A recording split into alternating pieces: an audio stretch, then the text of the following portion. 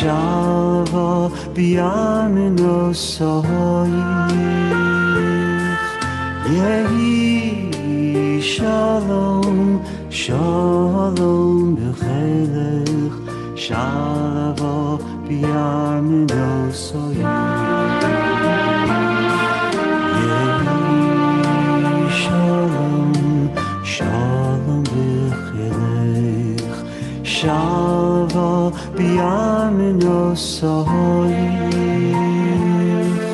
Yehi shalom shalom b'chelech Shalva b'yamino soyich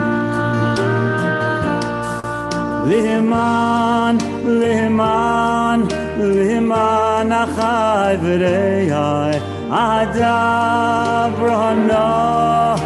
Shalom Bach Liman Beis Hashem Hashem Elokeinu Havak Shotov Lach Liman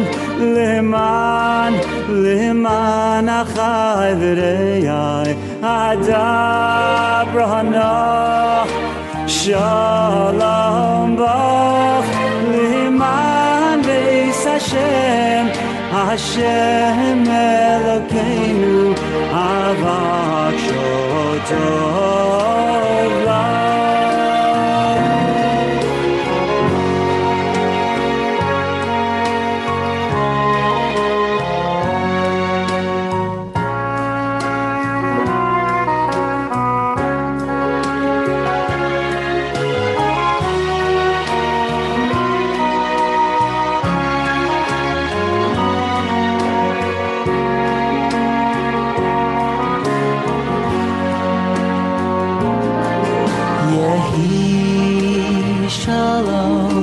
Shalom b'chelech Shalva b'yamino soyich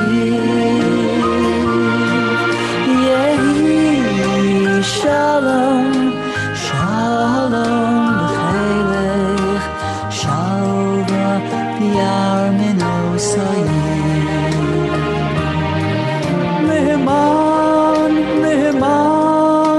Leman achai v'rei Adabrana Shalom Bach Liman Beis Hashem Hashem Elokeinu Havak Shotov Lach Liman achai v'rei Adabrana Shalom Bach Liman Beis Hashem Hashem Elokeinu Havak Shotov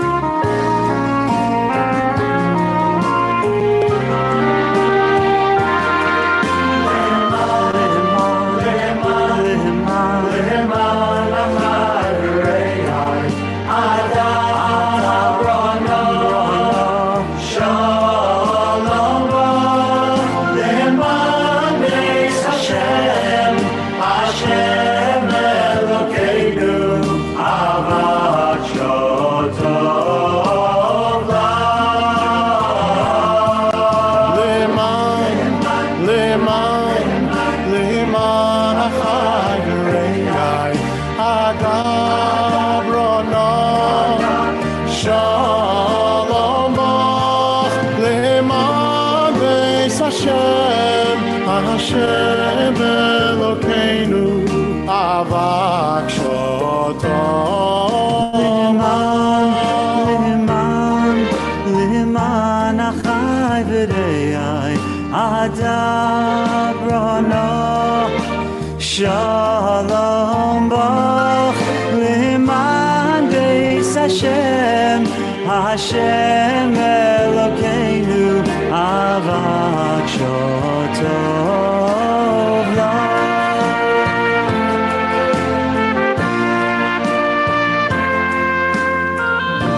Avak Shotov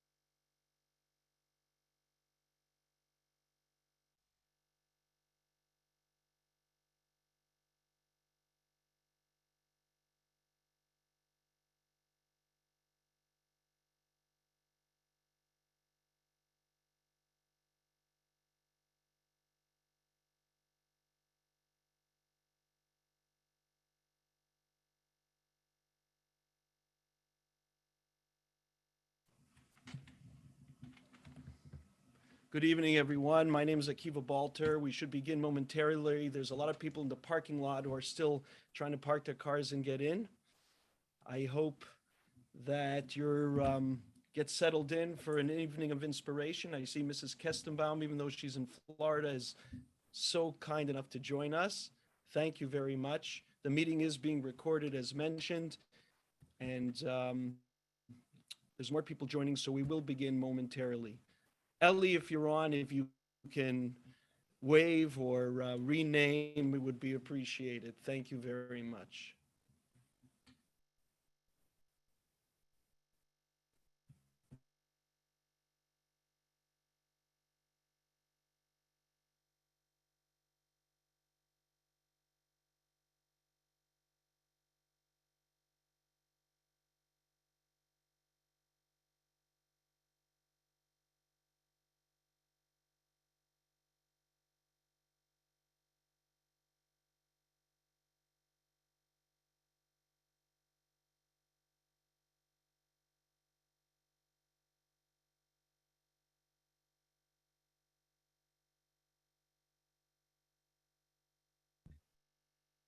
Hi, Ellie. Let's test your microphone for a moment.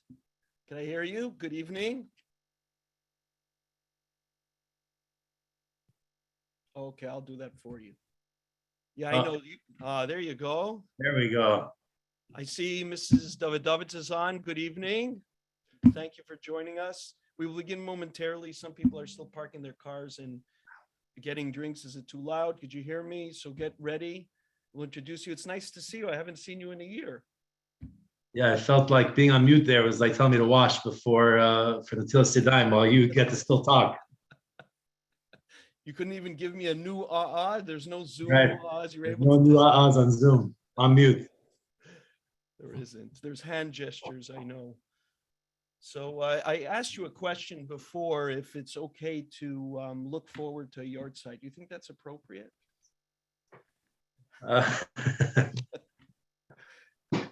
This Yartzeit for sure. This Yartzeit is something you could look forward to. Tell me a memory about your grandmother. You're going to take my whole speech if I start telling you all my memories now. But probably as a memory that I'm not going to speak about as a grandchild, we had a cousins club. Mm-hmm. We all lived in Toronto. And as a kid, I looked forward to those times, and she would take all the cousins, no parents. And we would go out to eat in a restaurant or something like that, or play a game. And I can never forget those memories. Very good. And I'm sure she didn't have favorites, but if she would have, you would have been it. For sure. Okay. For sure. I hope everyone else is on mute then when I said that. Oh, I know. Okay. I'm going to continue to allow people in. You want to start with Tehillim? What's your schedule? Because we're ready to start.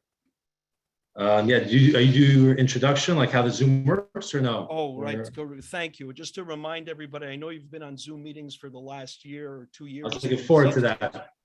Just to remind yourself about Zoom etiquette, we prefer, as I see most of you, to have your cameras on so we get to see you. That's part of the inspiration of the meeting. So try to leave the cameras on as long as you can. The relationship with the camera should be, ideally, the camera should be at eye level or slightly higher, and you should be between 3 and 6 feet away. So your face doesn't take up the complete frame that everybody sees and everybody's comfortable looking at it, and you as well are comfortable at seeing yourself at that distance. If you do need private moments, you want to eat or drink, then it's best to turn the camera off. The button is located right next to the mute button. The mute button, of course, if you don't know where it is, you can ask your significant other. They'll remind you simply where you can find it and how to be able to mute yourself. So that's the video camera. The meeting is being recorded and will be available from wherever you got the link. From this, there will also be a audio only option for those who don't want to have the internet. You'll be able to call in and hear Mrs. Davidowitz's speech, as well as all the other little nuggets that are here. Okay, so Ellie, it's all yours. Okay, thank you, Akiva. Once again, I look forward to your introduction to the Zoom, and we really appreciate everything you did to help make this lecture possible. Especially Rabbi Balter was my first Rebbe in learning Mishnayos as a kid in Toronto, and he also taught a lot about hockey to me and also humor. Thank you very much for everything. Welcome to the Shmiras Haloshon organization of Toronto lecture. It's the 21st Rebbetzin Weinbergs Yartzeit Shiur Lilu Nishmas Chaya Fig Miro Basu Bechil Ephraim Fischel Haloshon, and I will start with saying 2 captivated. We'll start with Kuf Lamed. Shira Malos Mimama Kim Krasicha Adonai Adonai Shmo B'Koli Tiena Znecha Kashavos L'Kol Tachanonoi Ima V'Aneis Tishmar Ya Adonai Mi Amod Ki Imcha Slicha L'Ma'an Tivarei Kivisi Adonai Kivisan Nafshi L'Dvarei Hechalti Nafshi L'Adonai Mishem L'Aboker Shem L'Aboker Yachel Yisrael El Adonai Ki Im Adonai Aches Avervei Moifedus Who Yifte Es Yisrael Mikol Avon Esava. I just want to mention also that Tehillim is for Fu Shalema for Rachel Bas Mato. Let's start with next on Kuf Mem Beis. Maskil David Yosef Amaros Sefilo Kali El Adonai Azak Kali El Adonai Eschanan Eshpeich Lefanav Sichi Tzarasi Lefanav Agid V'Satef Elai Ruchi V'Ata Yadata Nesivasi V'Yachzu Alech Tamnu Fachli Abei Yamin Rei Ve'Inli Makir Avad Manais V'Meni Ein Darish L'Napshid Za'akti Elecha Adonai Amarti Atom Achsi Chelki Be'eretz HaChayim Akshiva Rinasi Kidaloi Simiyod Hatzlein Merodfai Ki Omsi Mimeni V'Tzia Mimasker Nafshi L'Odesa Shemecha V'Yachtir Tzadikim Ki Sigmol Oloi.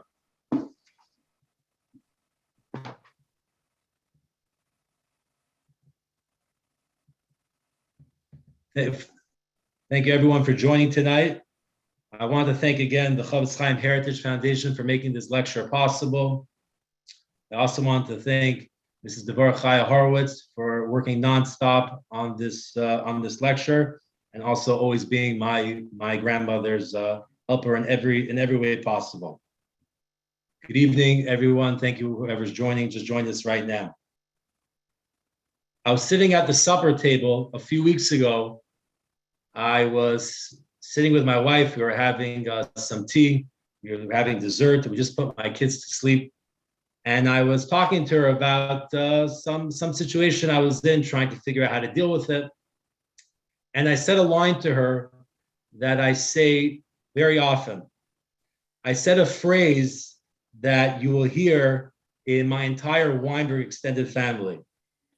I said a phrase that you will hear in the entire Toronto community. I told my wife, what would Rebbetzin Phyllis Weinberg do in this situation? How would Rebbetzin Weinberg react? Of course, when I said this to my wife, I said, what would Bobby do? Because she was my grandmother. And for all those who are joining on the Zoom that never met my grandmother, and they're probably wondering why we say this, I'll explain to you why with a story. It was an Erev Shabbos in Yerushalayim, a very hot day, and there were a lot of people at the bus stop waiting to go from Yerushalayim to Bnei Brak. They were waiting for the 402 bus. And they were waiting and waiting, and the clock was ticking. And there was no bus in sight. They weren't sure if they were going to make it for Shabbos. Everyone was very upset. They were complaining. They were fuming. The clock's ticking by. All of a sudden, in the distance, they see a bus. They're all excited. Maybe this is the bus. As it gets closer, they see it's not the 402 to Bnei Brak. It's the 405 to Ra'anana. Okay, the bus pulls up and the driver opens the door and he says, anyone going to Ra'anana? And they said, no one here is going to Ra'anana. We're all going to Bnei Brak. He said, I'm sorry, my route is to Ra'anana. I have to keep going. And they said, is there anybody on the bus even going to Ra'anana? He said, no. They said, please, there's nobody going to Ra'anana. Could you do us a favor? Could you please just take us to Bnei Brak? They pushed him and finally said, okay, I'll do it for you. So he changed the words on his bus and it said the 402 to Bnei Brak, and everyone joined on the bus. They were thanking him, giving him brachas, they're giving him cholent and kugel, food that they were bringing for Shabbos. They were so happy, giving him brachas. And they went to Bnei Brak and they made it there in time for Shabbos. They were thrilled. They piled out of the bus, thanking him again. They were very, very happy and extremely thankful. There was one older fellow on the bus that he waited till everybody was off and he said to the driver, were you really planning on going to Ra'anana? Like, did you really do us this favor? And he said, to be honest, I was not the bus going to Ra'anana. I was the 402 to Bnei Brak. You think I want everybody complaining at me? This way I get all the brachas. It's all about perspective. My Bubby saw things differently than everybody else. She had the ability to empower you, to make you reach beyond yourself. She taught us, don't be scared to do things that are not popular. Like when she would make covering your hair something in style in Toronto at a time that it was not popular at all. She taught us nothing was impossible. Like when she ran for the municipal elections in Toronto to help for fair funding for Jewish schools in Toronto with the busing. Who would dream of a frum lady back then trying something like that? We actually could probably use her in government right now in Toronto, in Canada.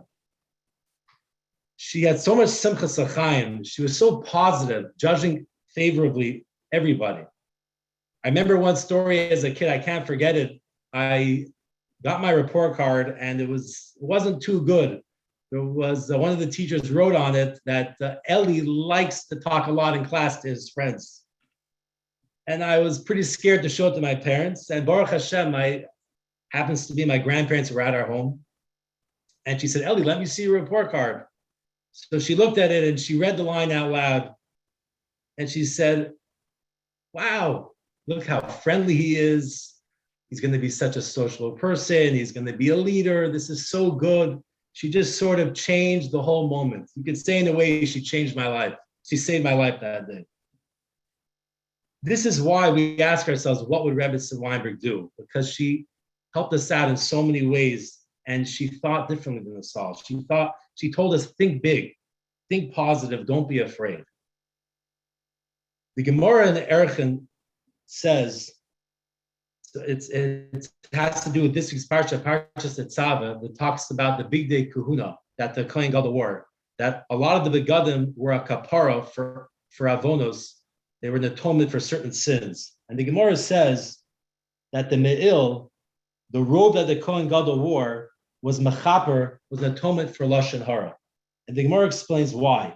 Amar HaKadosh Baruch Hu, Hashem said, Yovo davar shebekol bichaper al ma'aseh hakol. Let this beged, this me'il, which had bells on the bottom, and the Kohen Gadol would walk in, it would make noise. Let this noise that's a positive, holy, spiritual noise come and be mechaper on this other voice of negativity of Loshon Horah. Let this be an atonement for that. My grandmother was not a shy person. She wasn't someone that was hiding in the corner, not talking. She was somebody that was a people's person. And she used her voice in a positive, in a spiritual, in a holy way. So much so that she started something that was also not popular. She started the Shmiras organization of Toronto when Loshon Horah was not something that people knew about or talked about. And she used her voice in positive ways, helping people. And a lot of this lecture has to do with sharing and telling, and that was something she did. Then she using her talents to become a therapist herself. She got a doctorate in psychology, and she used her innate abilities to help so many people, which we're going to hear in this lecture tonight. The speech should be a schus for her. I want to ask my aunt, Mrs. Chavie Kestenbaum, who is a registered psychotherapist, going in the ways of my grandmother. She's the youngest daughter of Rebbetzin Weinberg. I want to ask her to say a few words. Okay, thank you, Ellie. And the proof that what Ellie, how he started his speech, it's exactly what I have to say about my mother. So you know it's true, because me and Ellie didn't speak to each other. So, my beloved mommy, how can I give you the honor you deserve after 21 years? I think of you every day and live my life hearing what you would tell me to do in so many situations. And I say to myself, what would mommy tell me to do now? I have my direction because of you, mommy. How did you know the perfect recipe for life? How to live a deeply frum life, keeping Hashem with you always, and at the same time making life for us so exciting and fun. You knew the balance. When I open Rav Zelik Pliskin Shlita Sefer, I see you there. So many of your wise words are in the book. You had taught me that too. When I open Harav Avigdor Miller's Zatzal Sefer, I hear our discussions, and your words are there too. When I open the Sefer Chafetz Chaim Zatzal, you taught us that too. You breathed and lived your life guiding us, your whole life, the Shmiras Haloshon. I can hear your voice clearly saying, be mavater. You be the first to say, I'm sorry, whether you're right or wrong. There's someone in pain here. We thought it was the most exciting thing to say sorry first, because that way we won the game. Even when I went to learn psychology, your words and lessons were imprinted there too. Wherever I turn in my life, there you are, mommy. When I look into my grandchildren's eyes, I see you there, your twinkling eyes, smiling at me, carrying me. The topic tonight is share and tell, and my mother shared with her children truths, theories, and life's lessons all the time. She made the lessons so natural and positive and simchadik. All the mitzvos she was a part of were magnetic and infectious. When you watched her, you just wanted to run and do them. She was real with us and shared challenges she would go through in her life so we could learn from them. She did this while keeping the fine line of Shmiras Haloshon. I learned from her to talk to my children and share with them my life's lessons. I have a little story to share. When I was 8 years old and I needed stitches in the hospital, they wouldn't let the parents stay with the children in those days, and I was terrified. And while they were sending my mother out of the room, my mother said to me, my sweetheart, Hashem is with you, even if I have to leave the room. I can see her now standing at the door saying, say together with me, Hashem is with me, Hashem is with me, Hashem li v'lo ira, Hashem li v'lo ira, I will not be afraid. And came out of my little child mouth, Hashem is with me, Hashem is with me, Hashem li v'lo ira. I'm not going to be afraid. And it gave me comfort. Those words, Hashem li v'lo ira, at that moment, I never forgot it. My whole life, I say those words whenever I'm faced with a challenge, and it calms me with inspired emunah. Mommy, thank you for leaving me such a legacy. And I hope that I can impart at least part of what you taught me to my dear children and my sweet grandchildren and Klal Yisrael. And now I will introduce the speaker. Mrs. Yocheved Davidowitz is a busy mother, Rebbetzin, and clinical therapist who is passionate about spreading awareness and Shmiras Haloshon and making the topic relatable and actionable to women all over the world through her Wake Up Words channel at Chafetz Chaim Heritage Foundation and her podcast, A Deeper Conversation. So without further ado, Mrs. Yocheved Davidowitz. Thank you so much. I am so honored to be here. First of all, I just have to say I did not know Rebbetzin Weinberg.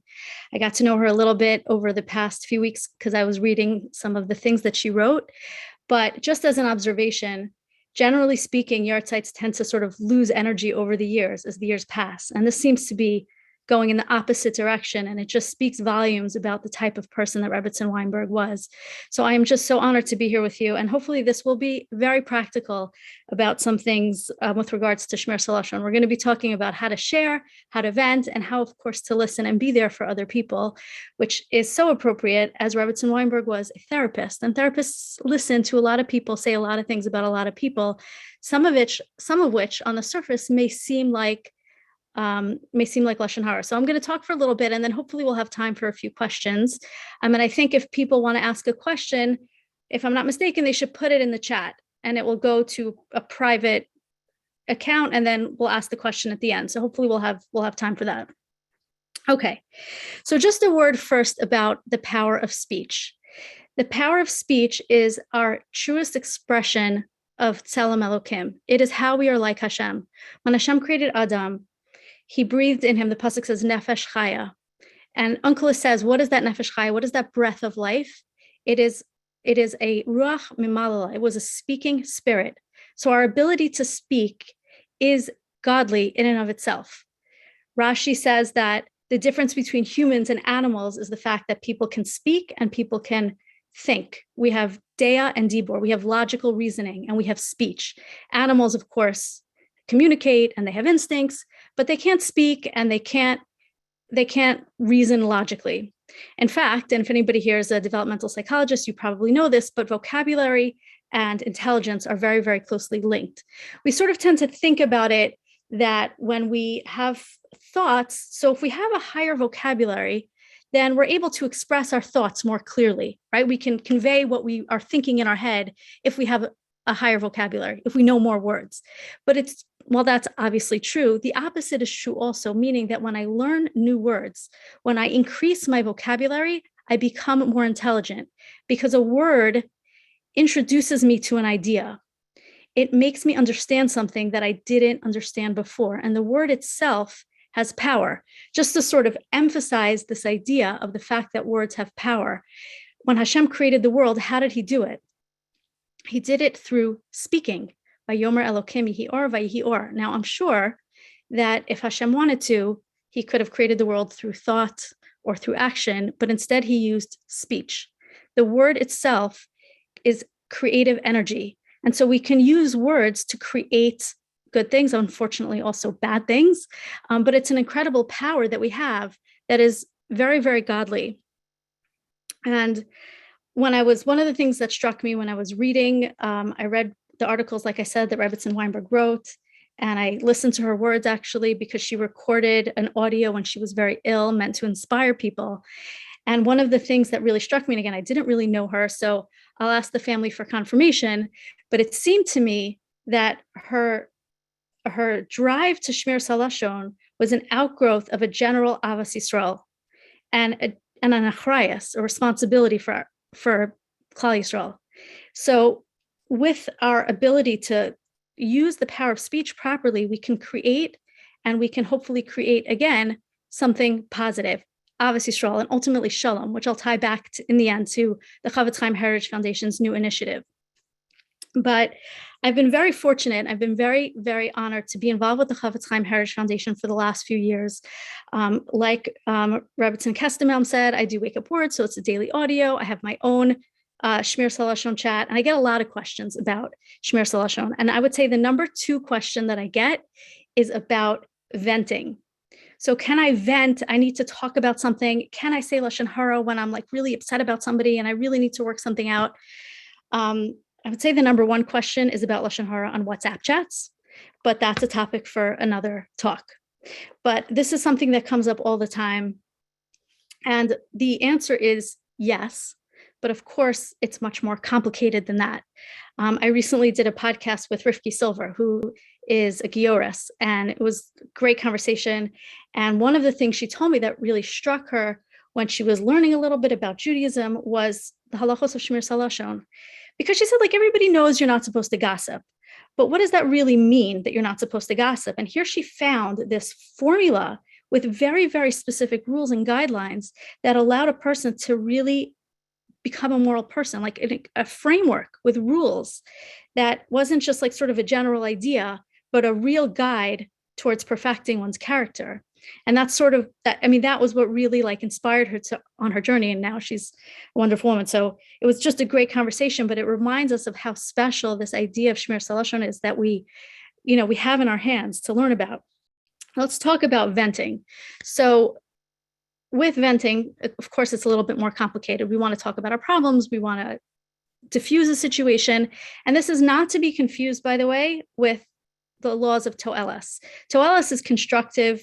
So sometimes we know that we're allowed to say negative things about somebody for a constructive reason. So let's say for a shidduch or for, somebody's going to go into business with somebody and you know that the person they're going to business with is like a shady character. So you're allowed to get involved with that. And so you're allowed to say Loshon Horah in those cases. And Loshon Horah, again, of course, is saying something negative or damaging about somebody that is true, right? But when it comes to venting, one of the first things that we always need to ask when we're talking about our problems and we're talking about our issues, and it's such a simple thing, but we don't always do it, and that is, why am I saying this? Why am I having this conversation? Now, there could be a few reasons. So somebody could be having a conversation or talking negatively about somebody because they genuinely need advice.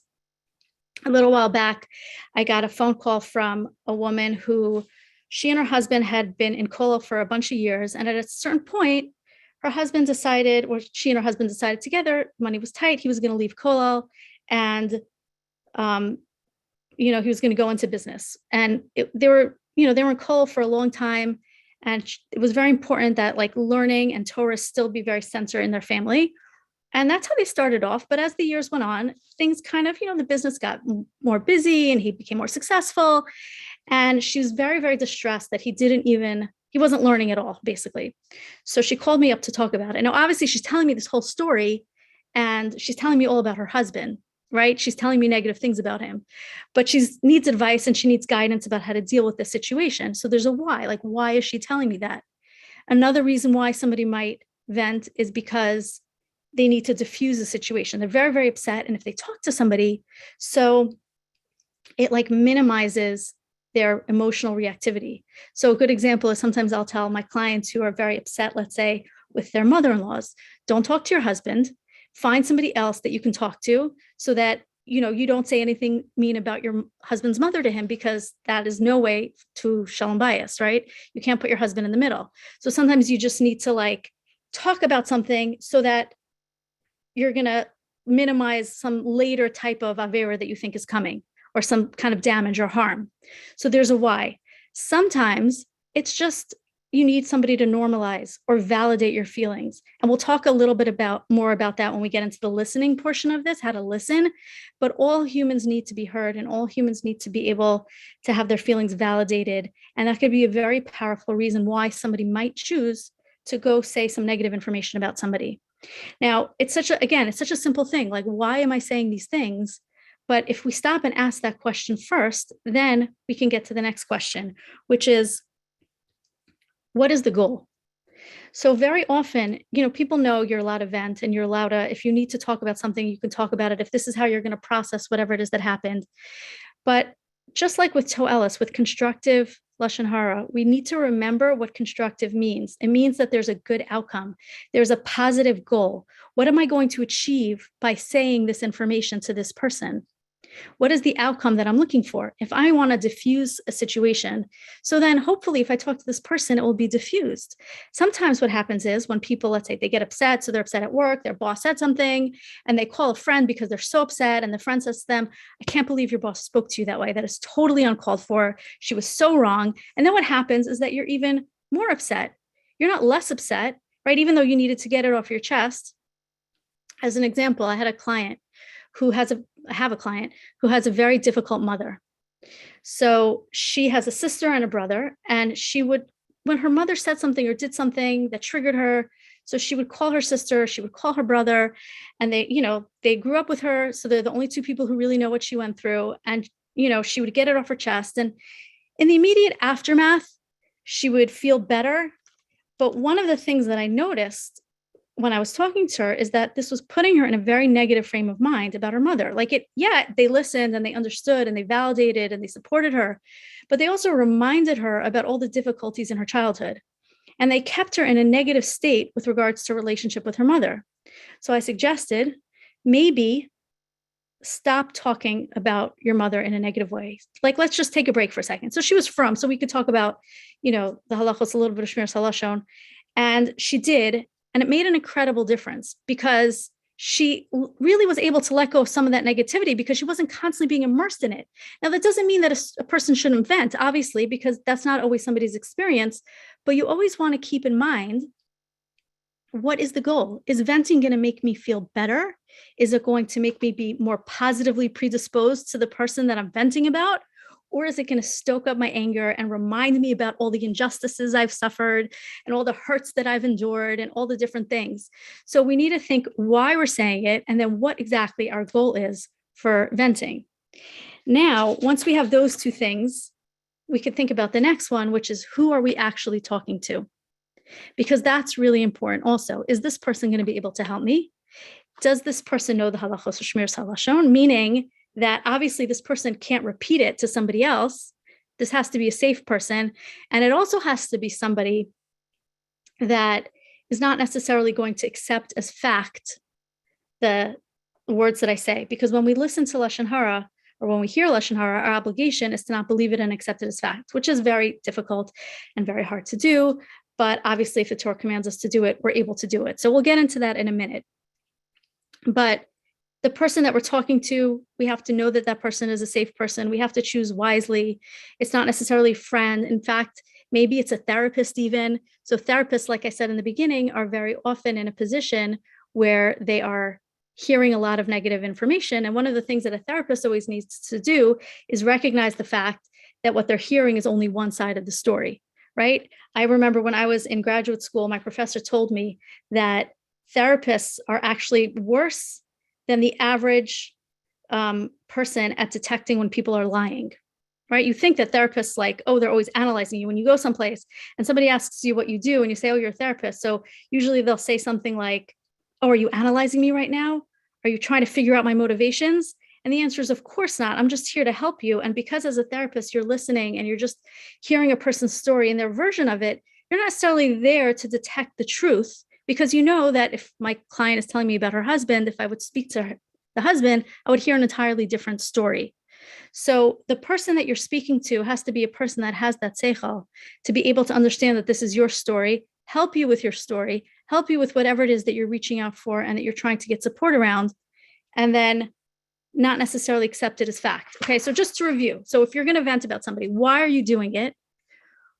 What is the goal? What are you trying to achieve? And then who are you speaking to? Who is the person that you're picking to speak to somebody? And if you go through those steps, first of all, obviously, if you're following the halacha, then Hashem hopefully will give you a lot of support that you find the right person and you get the help that you need. But then that power of speech, again, used in this way, is going to be something that only promotes shalom and it promotes ahava because you're trying to diffuse negativity and increase positivity. Now, what about listening? This is a much trickier topic. It's very interesting just in general, this whole idea of listening to Loshon Horah and the fact that obviously it's an Aveira, we're not allowed to hear Loshon Horah, we're not allowed to listen to Loshon Horah. And sometimes when you are in the listener position, it's a passive activity. So you're not necessarily doing anything. And it could sometimes happen almost like without your will. So let's say you're sitting at a Shever Brachos and somebody gets up to speak and they say something and it's Loshon Horah and you're basically trapped, you're a hostage and you heard it. So how is that your fault? How is that an Aveira that you heard Loshon Horah or that you heard something negative about somebody? All right, now, a few things that I want to say about this first. And the first thing is that if there was nobody who would listen to Loshon Horah, there would be no speakers. Right. So to a certain extent, the person, well, not to a certain extent, I mean, the Chavetz Chaim says this clearly, is that a person who listens to Loshon Horah can be violating the halacha of lifnei iver. So not to put a stumbling block in front of a blind person, right? Because if there was no listeners, there would be no speakers. So we're all sort of responsible for creating that energy that people can speak Loshon Horah in the first place. And energy is like sort of like a vague kind of term, but think about it like this. When Bnei Yisrael came out of the desert, they went in with Yoshua into Eretz Yisrael. The first city that they conquered was Yericho. So it was this big miraculous battle. They surrounded the city. They walked around 7 times and they blew the shofars and the walls fell through the ground. And it was a very strong fortified city and it was miraculous. And Yehoshua declared that everything that was in the city was going to be Kodesh. It was holy. Nobody was allowed to touch it. All the spoils from the city of Yericho. And what happened? Somebody took from the spoils. Achan, who was from the Shevet Yehuda, took something from it. And in the subsequent battle against the city of Ai, so they lost the battle. It was a very weak, small city, unlike Yericho, which was a big fortified city. They lost the battle and 36 people were killed.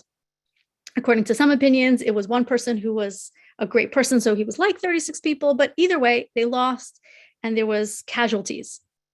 So the question is, why did Bnei Yisrael all suffer? Because one person didn't listen to Yoshua. And the answer that I saw in the Mefarshim is that, obviously, what is Kol Yisrael Arevim Zeh Lazeh? We're all responsible for each other. What does that mean? Is that if we all created an energy that Loshon Horah was not acceptable, then nobody would speak it, right? I remember years ago, I used to be a teacher before I was a therapist, and I was teaching in an elementary school, and I was on the discipline committee. So we would go to meetings and, not much would happen because we're administrative meetings. So, they weren't super productive. But one of the things that some of the teachers were really upset about was the fact that kids would be running in the hallway. And how could we get the kids to stop running in the hallway? And one teacher said, it's so interesting because when we have a fire drill, nobody's running in the hallway. Nobody's talking in the hallway. Everybody just walks out and they do what they're supposed to do. And then they come back in. So why can't that happen? Like, why can't we get the kids to behave themselves in the hallway? And I told her at the time, I said, what I think it is that when we're doing a fire drill, everybody's participating equally, and they get the fact that this is a serious thing, and they pick up on the energy that we're putting out there. So they walk out quietly. When it's just a regular day, we're not putting out that same energy. Like, we're not always in the mood to stop the kids from running in the hall. We don't always have the energy for that. We're not always invested in that, disciplinary task. And the kids recognize that. So of course they take advantage. So when it comes to listening to Loshon Horah, it's almost like the person who is the listener is more responsible even than the speaker. In fact, when I was going over this shiur with my husband, he told me that in the Gemara, there's a discussion about who's more responsible, the thief or the person who sells the stolen goods, right? If the thief couldn't sell the stolen items on the black market, then he wouldn't steal in the first place. And it's like that a little bit with listening. Now, of course, there are times when we are allowed to listen to Loshon Horah, and we are allowed to hear somebody talk about whatever negative things are going on. And we need to, again, just like with venting, we need to know when those times are, and of course, how we need to go about engaging in this activity. So I'm going to ask the same question, which is, why are you listening to this person talk? Is it to help them?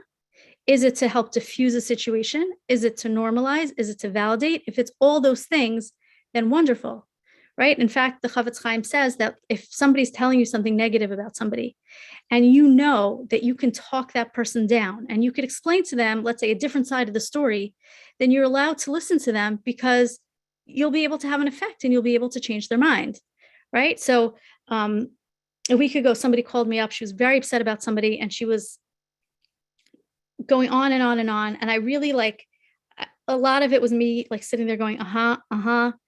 But at one point, and I was upset at the end, I hung up the phone. I said to my husband, I'm I just heard a whole bunch of Loshon Horah. I don't know if that was the right thing. I'm not sure. But at one point, I was just sort of able to slide in there. I'm sure she's going through a hard time right now. And she said, yeah, I know you're right, and then she went on, but I kind of got it in there a little bit. And so just a little bit, I was able to diffuse and minimize the situation. So if you can ask yourself, why am I listening to this? Can I help this person? And I think it's an incredible sign of maturity, for lack of a better word, if somebody could recognize, I'm really not the person you should be talking to right now. Because when somebody comes to us with their problems and they're talking to us about their issues, whatever it is. It's very flattering. We like to think that we can help people, that we have wise eitzah, that we have good advice, that we know what to do in difficult situations. Your son's going through a hard time in yeshiva, and like, I know, I've been there and I know what to do. So it can be very, very flattering. But to be able to say, you know what, I don't really need to hear this. This is going to be Loshon Horah, and I know that I'm not the right person to talk to you about this, but this is who you should call. I mean, maybe you are the right person. That's also possible. But if you're the wrong person and you could direct the person to the right person, then I think that that's an incredible thing to be able to do, because you don't necessarily need to be hearing the Loshon Horah in that case. So you always want to ask yourself, why am I hearing this information? And of course, how am I going to be able to help this person is the next thing. So again, sometimes it really is giving advice. Sometimes people are coming to you for, I know that you had teenagers and I'm struggling with my teenager, and here's what the teenager did, and here's what the teacher said, and here's all the things, and you're hearing all this information, and you could give guidance and help this person.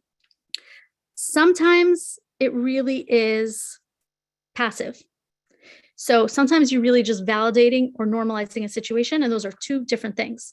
So validating is just letting somebody be heard, which is really important. People need that. People need to feel validated. A while back, I was talking to an older relative of mine. So a woman in my family who's like the next generation, the generation above me. So I was talking to her, and she's complaining to me about her husband. And she's like complaining about this terrible thing that her husband does, which is that he doesn't close the kitchen cabinets all the way. He always leaves them open. And she was complaining to me about the kitchen cabinets, that he doesn't close the cabinets. And I said, you've been married for 48 years. Like, at what point do you say, like, I don't think he's going to ever close the kitchen cabinets. Maybe I need another strategy, and maybe I should just realize that he doesn't close them and like not be upset about it. So her response was, and I quote, Yocheved, aren't you a therapist? Don't you know that sometimes people just need to be heard and validated? And I don't really want a solution right now. So I said, you're right. That was very annoying that he doesn't close the kitchen cabinets. And she said, thank you. And so it does take a certain amount of seichel to know, when do I need to validate? When do I need to normalize? And normalizing, like I said, it's not the same thing as validating, because normalizing means I've been there. I understand what you're going through. Now, that could be a little tricky, because sometimes when you do that, it could feel a little bit like you're making the other person's problems about yourself, right? So if somebody comes over to me and she says, I'm really struggling with my teenage son in yeshiva, and this is what he's doing, and this is what the Rebbe said, and all that thing.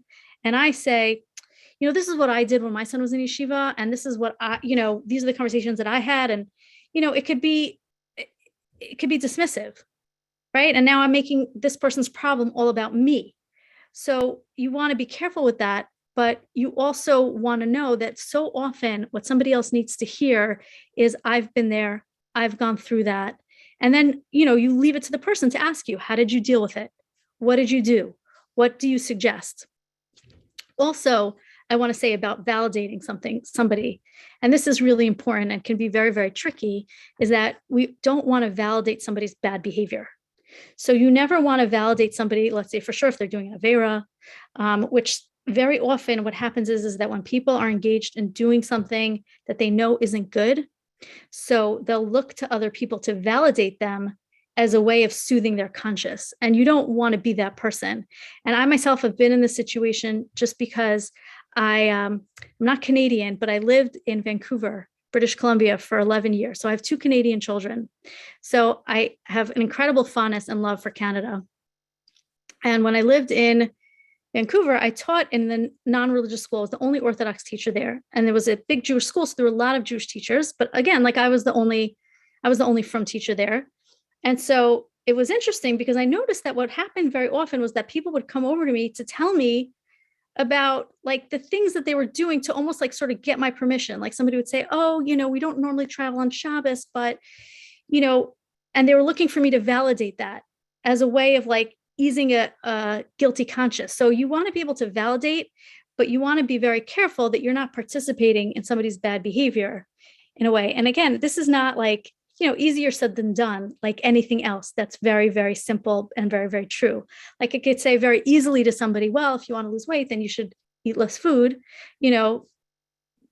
everybody knows that vegetables are healthy and French fries are not, but that's like, we know that the acting it out and behaving in that way is obviously a $1 billion diet industry. So it's very, very complicated in practice.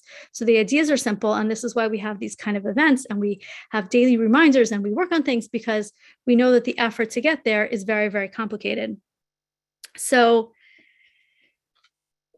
you want to validate or normalize or give advice.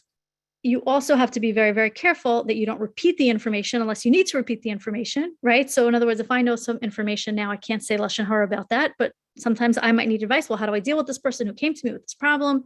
So then you'd follow, again, the rules of Toelas, and you would want to make sure that you're not going to believe or accept it as fact, which is very, very difficult, right? So I heard somebody's information and I gave them their advice and I talked to them and I validated them, but now I have internal work, which is so hard to do. It's this like incredible effort that nobody could see on the outside. That, you know, it's just like a mitzvah in your mind, which so many mitzvahs to do with Loshon Horah are. Nobody can see on the outside the effort that you're making, but you're stopping yourself from speaking, or you're thinking about how you want to say something, you're saying it differently, right? So obviously, like I said before, if it wasn't possible, then it wouldn't be a halacha that we have to do it. We could hear somebody, we could validate them, we could normalize them, we could be there for them, and we could also not change our behavior towards the person that we're hearing the negative information about. We could also not accept it as fact. We could recognize the fact that there's another side of the story. We could be dan l'kaf zchus. We could give the benefit of the doubt to the people that are being spoken about and recognize that, you know, I'm just hearing one side, I'm hearing in the context of this person's experience. And in that way, hopefully we can be there for somebody else. Okay, so I just want to say one more quick thing actually about the Parsha. So this week's Parsha is Parshas Tetzaveh. And in the introduction to Parshas Tetzaveh, the Rabbeinu Bachai says that you need to provide for a displaced person, for a ger. You need to give them food. And based on the Pasuk in Mishlei, the Rabbeinu Bachai says you also need to be pleasant and you need to smile at them. He says, so the source of this is in the Pasuk in Mishlei, which it says that a smile is atas hanefesh. It's like an idea. It's a thought. And what he explains is that when a person does anything, when a person does an action, either it comes from ava, it comes from love, or it could be somewhat self-serving.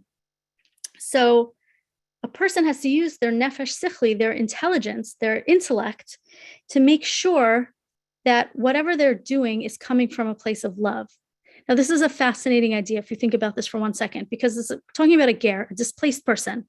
So this displaced person needs food and he needs comfort and he needs somebody to smile at him. So you could go to him and you could smile at him. And it's coming from a place of, well, like, I want to be the person to do the mitzvah and, you know, like I want the credit or some other place. Or it could be coming from a genuine place of like ava and love. Either way, the person's getting the same thing. The person's getting taken care of, right? But we need, again, to work on our own midos. And the way that we do that is through our intellect, through our ability to dictate what our emotional reality is, which is an incredible thing to think that we have the power to do that. Through our thoughts, we decide how we want to feel, and we activate that feeling, and that becomes the basis for what we're going to do.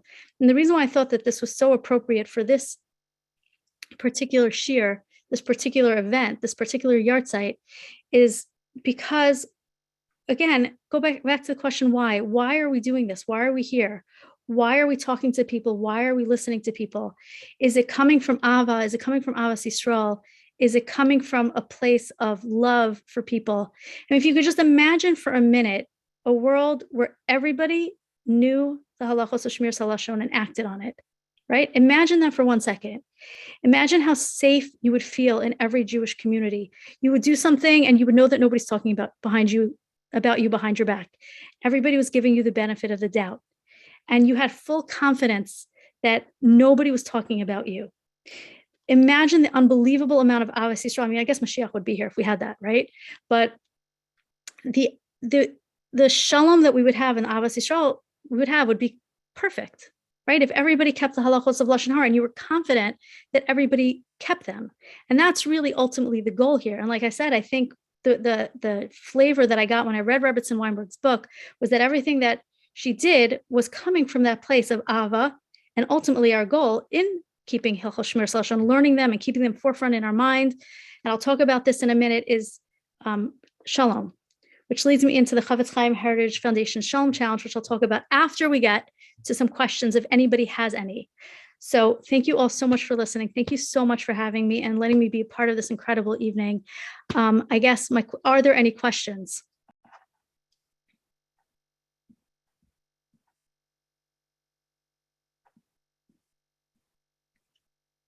And if so, where should I find them? It would be in the chat box, but at this point, I don't think anybody has been bold enough to ask a question. Okay, it's always like this. It always takes one person to be brave enough to ask a question. Here we go. Linda, Can you say to somebody, oh, okay, yeah. Yeah, okay. So can you say to somebody, I don't want to hear this Loshon Horah? Well, a very complicated question. Seems like a simple one, but it isn't, because you have to be very careful that when you say, I don't want to hear Loshon Horah, that you're not going to get up and walk away and people are going to be talking Loshon Horah about you. So you really have to be careful with that. One of the things or the two things that I know for myself as I started getting more involved in Shmiras Haloshon, and that I've heard from people over and over and over again, is that when they start to get involved with the halachos of Shmiras Haloshon, first of all, they say, oh my gosh, I speak so much Loshon Horah. And that's a trick of the Yetzer Hara. The Chofetz Chaim talks about this, that the enormity of the task of watching what we say is so big that the Yetzer Hara gets us to think, you know what, I'll work on something else. I'm not going to work on Shmiras Haloshon now. There's other things that I could be working on. So that's a trick. Don't fall for that.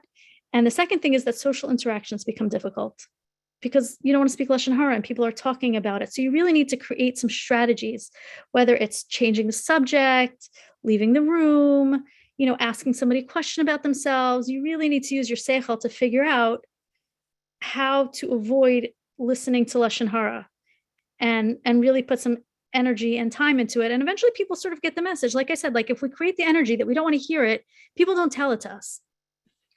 Okay.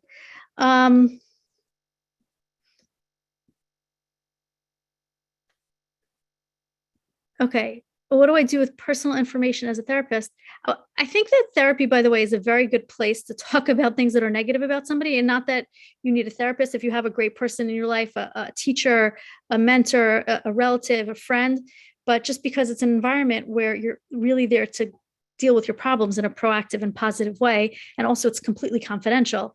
I know that for myself, and I'm sure that Rebbetzin Kestenbaum could attest to this, that as a therapist, you're really trying to help the person and you're validating your client, but you're not believing it's fact, or you're recognizing the fact that there's another side of the story.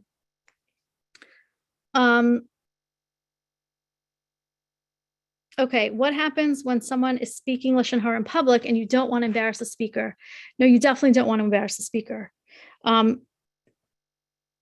mean, what are you supposed to do? I mean, it's like kind of, it happens already. So you want to kind of learn from the mistake and move on. So what do we do the next time? Because what's going to happen if you embarrass the person is now you're compounding the avera. So it was Loshon Horah and now you're being mevayish somebody, you were embarrassing somebody. So you would want to really not necessarily say something, but I guess pick your speeches more carefully, or if there would ever be an opportunity to say something, you'd have to be very careful. You don't want to compound averos.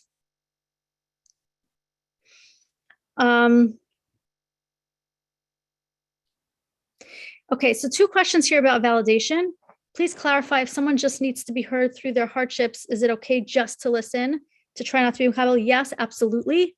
Again, we really have to use our seichel and use our instincts. And I would say also that if you're a person who their friends really talk to, and you're somebody who listens to other people's problems, you need to have this in mind in your tefillos, that you're not going to violate the laws of Loshon Horah and that you're doing it for the right reasons. You can ask Hashem for help in this area. You have to know when to speak up and when not to speak. Sometimes somebody just calls you up and rants, and it's just not appropriate to redirect them because they're just going to get even more upset. And it's not like a formula. You have to just sort of know what to say and what not to say And again, sometimes that just means davening to Hashem that you say the right thing because it's so hard.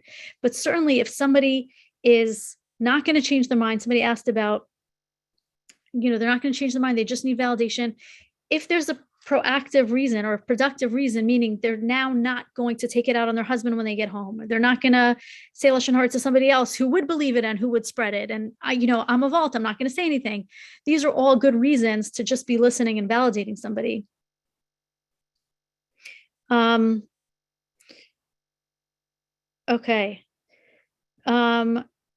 Yeah, somebody said, I'm not really, okay. How about sometimes a person says they just want to vent and it easily turns into much more. Then you feel uncomfortable. What should you do? I would say a little bit like in the case of listening to Loshon Horah, changing the topic, which by the way, is like totally socially acceptable now to be able to do that. It used to be, I think like back in like my parents' day, it would be rude to like cut somebody off and interrupt them. But like if you say, oh my gosh, I just need to tell you something before I forget.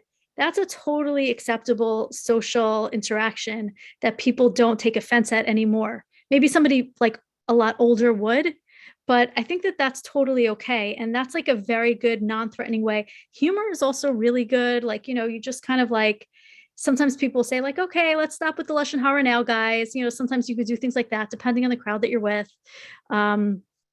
Or who you're talking to. Sometimes like, again, like you don't want to go in there aggressively and say like, I don't want to hear Loshon Horah because now you've made somebody feel defensive and you've made them feel bad. So it takes a lot of seichel to be able to manage and navigate the situation properly. Okay, there's a question about to'elas, but it's like a whole different topic. I'm just going to answer this one. Is it obligatory to save someone from a bad business deal or bad shidduch and to do so in a way that isn't shaming the other party? What I want to pick up from this question is that if somebody knows, we're not really talking about to'elas, but I do think it's an important question, is if you know that somebody's in a situation where they're potentially going to be hurt, whether it's a shidduch or business or any other way, you are obligated to speak up about it, even proactively, even if you're not necessarily being asked. And the halachos are very complicated. So I would suggest that everybody learn the halachos of to'elas. Again, that's talk for a different time, but we certainly are obligated to protect people from being hurt. If that involves speech, then that involves speech. And there's 7 rules to to'elas. There's 7 rules that need to be in place before you say something for constructive purpose. But yes, you would be obligated to do that.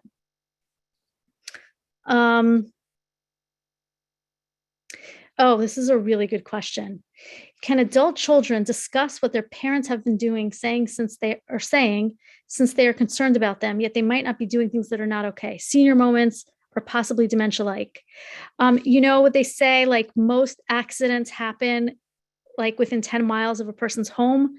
So most Loshon Horah happens within families and it happens at home. You're not allowed to speak Loshon Horah about your family. That's, of course, the people that we tend to speak Loshon Horah most about, because those are the people that we know the best. And those, of course, those are also the people that annoy us the most. So, and we know them, and we know their little foibles, and they irritate us. And when children get into that stage in their life where they're now taking care of their parents and they're coordinating with each other, and you have a mother who's difficult or a father who's difficult, and one of the sisters doesn't want to help out, and so the other 2 sisters are talking about the one sister that doesn't want to help out. This is like a breeding ground for Loshon Horah. And if anybody is in this situation, I highly suggest that you seek Eitzah and you seek advice. And I know that the Chavetz Chaim Heritage Foundation actually has a hotline. I recently recommended a friend of mine who was in a difficult situation. It was like job interviews and she didn't want to say things about her employer. And she called them up and she called me back up afterwards and said, this was such great advice. I have really clear guidelines now when I'm interviewing about what I'm allowed to say, what I'm not allowed to say.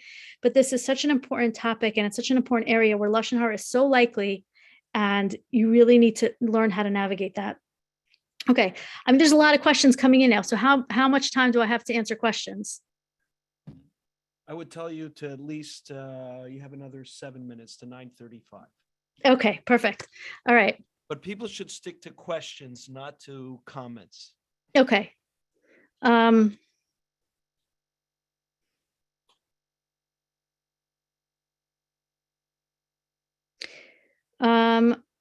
Okay.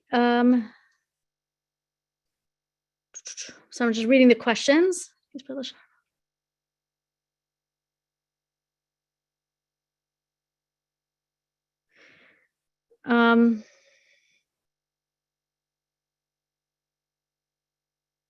Okay, sometimes when you're very upset, it feels like it helps to have two people, meaning, can I tell multiple people if I'm upset? Is that allowed? Often a spouse who knows about the situation and a different person also. So I would say this is a question that maybe should be asked to a more halachically competent person than me. But I would say that if those people are going to be able to help you to navigate a difficult situation, then yes, again, what is the purpose? Are you going to be calmer? Are you going to feel more avas Yisrael after you did the venting, or are you going to feel less? Right? So now a person is not allowed to say Loshon Horah to their spouse. So, and the Chofetz Chaim talks about this a lot, and very often, Loshon Horah, rechilas, especially if you tell your spouse something that somebody did to you, so then they're very upset at that person, and it causes all sorts of machlokas. So you need to be careful, even in your private relationships with your siblings. Like I said, most Loshon Horah happens close to home with our spouses. However, hopefully, somebody has a relationship with their spouse where your spouse is able to help you, process the situation, diffuse whatever's going on, help you see another perspective. And if you know that your spouse is that person, then you're very, very fortunate. Some people have the opposite situation where, like, I know if I tell my husband about this, he's going to be really, really upset about it, and it's just going to be a disaster. So you need to be careful. But if you have a formula that's going to work for you, where the people that you talk to are going to help you to manage a situation where you're less upset about somebody and you've gained perspective about somebody and you're less emotionally reactive in a situation, then I think that would be okay. Obviously, it doesn't mean that you could tell all your friends, but again, who are you talking to? Is it the people that are really going to be able to help with the situation? Okay.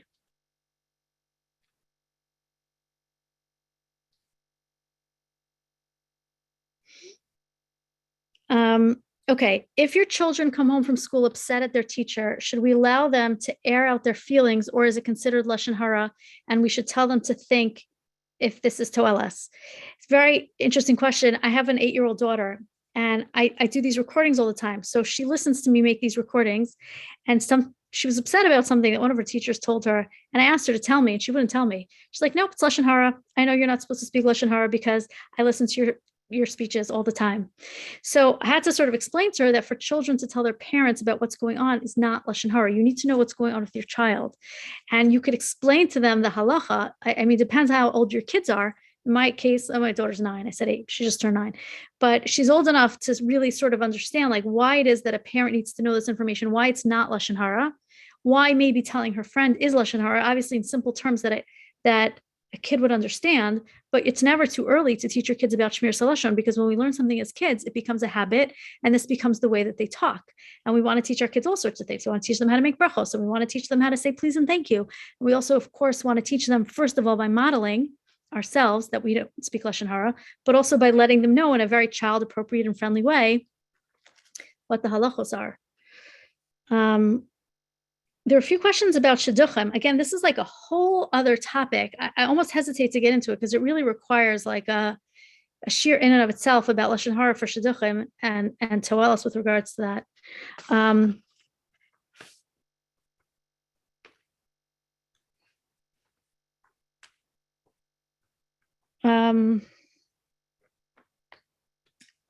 Could I give you the hotline number for the Chofetz Chaim Heritage Foundation?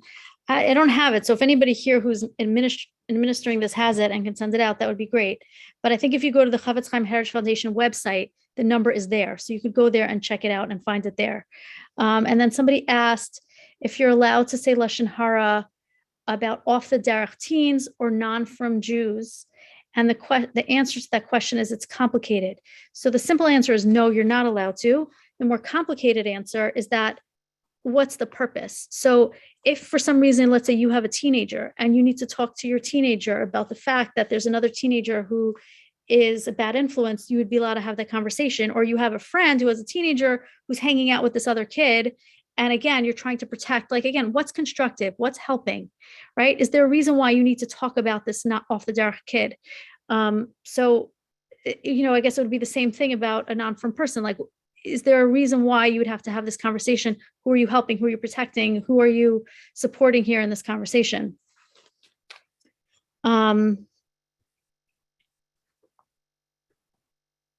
Is there still a hotline? Yeah. Okay. Check out the website, the Chofetz Chaim Heritage Foundation. Does Loshon Horah just refer to Jews or non-Jews? I think it refers to Jews, but the Chofetz Chaim talks about this. We certainly would never want to make a Chil Hashem. And there's also this, there's just a habit and a way that we talk. We always want to talk benachas. We always want to talk nicely. We don't want to be, we want our speech to be positive.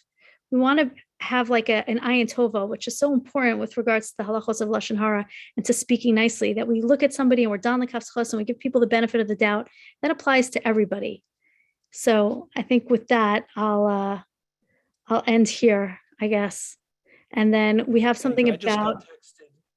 I got texted one question here, if you can answer, and then what Sure. I'd like to do, people seem to be really engaged. I'll allow them to unmute and you can hear their voices saying thank you. I know you've gotten very good at it, Mrs. Davidowitz, that you're able to talk to an audience that's not reacting, but they really seem to be engaged. Somebody asked here, the original Loshon Horah, which took place in Gan Eden, what should Chava have responded to the Nachash when he said Loshon Horah? It's a really hard question. What should she have done? I mean, that's interesting that the person brought that up, because obviously the first Avera that humans did was Loshon Horah, meaning the Nachash spoke Loshon Horah about Hashem, and Hashem said that Hashem doesn't want you to be like him. Hashem is trying to prevent you from achieving a godly state. And Chava, what she did was she believed it and she acted on it, but part of the reason why she did it is because she didn't really, she kind of made for herself a fence that was inappropriate, right? So what she said was, she said, well, Hashem said that we're not allowed to eat from this Eitz Hadas, right? So I'm going to tell myself in my mind that I'm not allowed to touch it, because if I'm not allowed to touch it, then of course I'm obviously not going to eat it. So she made this kind of false rule to protect herself. And then what happened was the Nachash pushed her against the tree. She touched it, nothing happened. So she said, oh, okay, so, it must be fine. Then I can eat it. And I think it's such a I don't know who asked this question, but thank you. It's such a relevant question to what we're talking about here, because we know that there's something called Loshon Horah. We're not allowed to say bad things about other people. Again, Loshon Horah is saying something negative or damaging about somebody that's true. We're not allowed to say that. But we need to know what the specifics of the halacha are. It's so much more complicated than that. We need to know when we should be talking. Again, whether it's for shidduchim, whether it's to protect somebody, whether it's for constructive reason, whether it's because we need to vent, we need to know when we need to listen, and we need to be able to follow the halacha. So I would say what Chava should have done was trust the system, that the halachas that Hashem created for us in every way are the key to life, are the key to emes. They're the truth. And if we follow those, then we'll be okay. We don't need to invent other halachas. We don't need to find other things to do. So I hope that answered your question. Yes, thank you. Well, I'll pass that on. It was for a friend, asking for a friend. Asking for a friend. Okay. And I do want to say thank you to so many people who showed their faces, because I have done a few of these Zoom things. It's very hard to speak to black screens. Yes. So thank you to so many people who really, were on there with their face. I appreciate it. So before you present the Shalom Challenge, anybody who's on, you're able to unmute and let Mrs. Davidowitz hear your voices say thank you. Thank you so much. Thank you. Thank you. Thank you. Thank you so much. Thank you so much. Thank you so much. Thank you, Mrs. Kestenbaum, for having me. This was a real treat. And Chavie, Thank you were you. terrific. And Ellie. Thank you. Have knocking to the grandchildren. Thank you so much. Thank you, Yocheved. Beautiful Shiur. Thank you so much. Really beautiful. Thank you very much. Amazing. Okay, Thank now you up very with the much. Shalom. Let's Challenge. have a Thank you a lot. Thank Thank you so much. Okay, The I'd ask neshama should have an everybody to aliyah. unmute. Amen. Have an idea. Amen. Go ahead, Mrs. Davidowitz, introduce the Shalom Challenge. Okay, yes, I'm so excited to introduce it. It really ties into what we were talking about tonight. The Chofetz Chaim Heritage Foundation is doing a Shalom Challenge, which starts February 21st. So basically what it is, it's for 3 weeks, 15 audios, and you join, and they'll send you a 2-minute video every day. You could either join up by email, or you could join by WhatsApp, and I'll send it to you. And basically what it is, it's an initiative to increase shalom in our lives. And it just, the idea of something like this, being involved in something like this, is to be immersed in an idea. The Ramchal in the beginning of the Sefer, in the introduction to Mesilas Yesharim, said, I'm not writing this book to tell you anything new, to give you any new information. So what a way to start a bestseller, right? There's no new information in this book. Rather, what he says is that reading this is going to remind you of what you already know and keep it in the forefront of your mind. So when we get involved in like sort of daily initiatives, the Shalom Challenge or Wake Up Words or anything like that, what we're doing is we're keeping that in the forefront of our mind, and it changes the way that we behave on a daily basis. So the Shalom Challenge, again, you either email, and I'll give you the information, and I'm sure you could find it also on the Chofetz Chaim Heritage Foundation's website, but you either email the words I'm in, so you put I'm in the subject line, to shalom@cchfglobal.org. So Chofetz Chaim Heritage Foundation, cchfglobal.org. So email that. Or if you'd rather get it by WhatsApp, you can text I'm in to 845-521-0054. I did it today. I signed up today. So I did it from WhatsApp because I want to see the video on my phone. So again, it's like a 2-minute video, very inspiring, a whole bunch of different speakers. It's like a challenge. It's 15 days. And again, it just keeps the goal of Shalom in the forefront of your mind. And I just want to say that if anybody who joins because you heard about it here at this lecture, then that too should be an aliyah for the neshama of Rebbetzin Weinberg, because you were here and because you were listening to the shiur and you found out about the Shalom Challenge and all the pairs from that. Mir Hashem should be an aliyah for her neshama.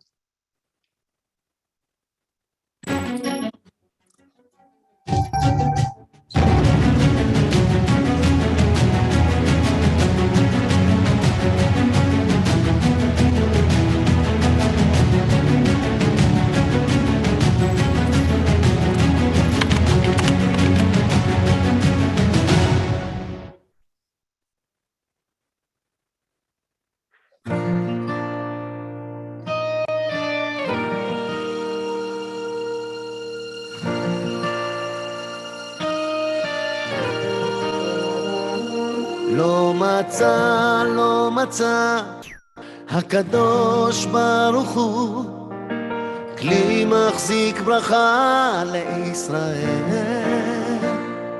לא מצא הקדוש ברוך הוא ברכה לישראל אלא שלום. השם עוז לעמו ייתן, השם עוז לעמו ייתן, השם יברך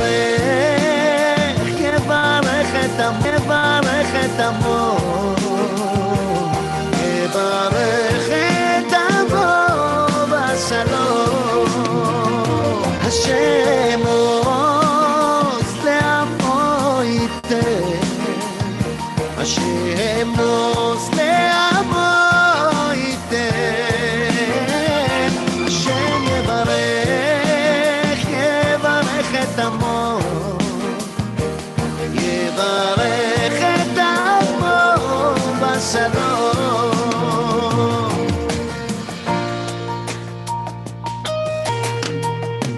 לא מצא הקדוש ברוך הוא כלי מחזיק ברכה לישראל. לא מצא הקדוש ברוך הוא ברכה לישראל אלא שלום. השם עוז לעמו ייתן, השם עוז לעמו ייתן, השם יברך